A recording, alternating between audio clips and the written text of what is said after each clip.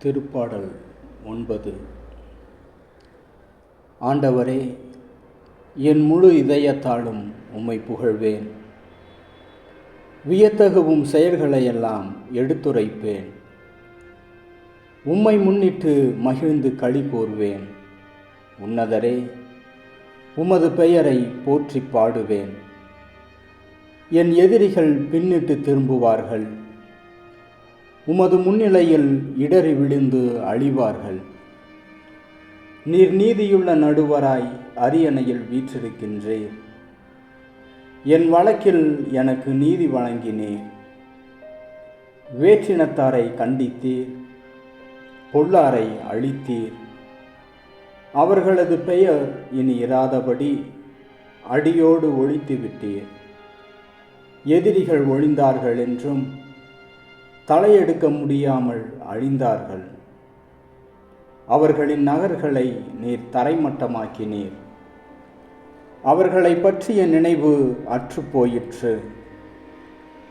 ஆண்டவர் அரியணையில் என்றென்றும் வீற்றிருக்கின்றார்.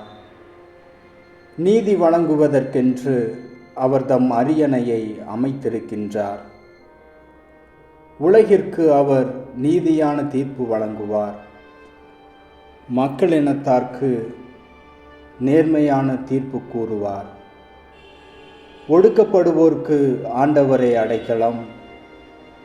நெருக்கடியான வேளைகளில் அவரே புகலிடம். உமது பெயரை அறிந்தோர் உம்மில் நம்பிக்கை கொள்வர். ஆண்டவரே, உம்மை நாடி வருவோரை நீர் கைவிடுவதில்லை. சீயோனில் தங்கியிருக்கும் ஆண்டவரை புகழ்ந்து பாடுங்கள். அவருடைய செயல்களை மக்களினத்தாரிடையே அறிவியுங்கள். ஏனெனில் இரத்தப்பழி வாங்கும் அவர் எளியோரை நினைவில் கொள்கின்றார். அவர்களின் கதறலை அவர் கேட்க மறவார். ஆண்டவரே, என் மீது இரக்கமாயிரும். என்னை பகைப்போரால் எனக்கு வரும் துன்பத்தை பாரும். சாவின் வாயினின்று என்னை விடுவியும். அப்பொழுது மகள் சீயோனின் வாயில்களில் உம் புகழ் அனைத்தையும் பாடுவேன். நீர் அளிக்கும் விடுதலை குறித்து அகமகிழ்வேன். வேற்றினத்தார் வெட்டின குழியில் அவர்களே விழுந்தனர். அவர்கள் மறைத்து வைத்திருந்த வலையில் அவர்கள் கால்களே சிக்கிக் கொண்டன. ஆண்டவர் நீதியை நிலைநாட்டுவதன் மூலம் தம்மை வெளிப்படுத்தியுள்ளார். பொல்லார் செய்த செயல்களில் அவர்களே சிக்கிக் கொண்டனர். பொல்லார் பாதாளத்துக்கே செல்வர்.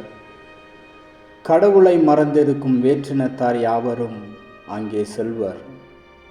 மாறாக வறியவர் என்றுமே மறக்கப்படுவதில்லை. எளியோரின் நம்பிக்கை ஒருபோதும் வீண் போகாது. ஆண்டவரே, எழுந்தருளும். மனிதரின் கை ஓங்க விடாதேயும். வேற்றினத்தார் உமது முன்னிலையில் தீர்ப்பு பெறுவார்களாக. ஆண்டவரே, அவர்களை திகிலடையச் செய்யும்.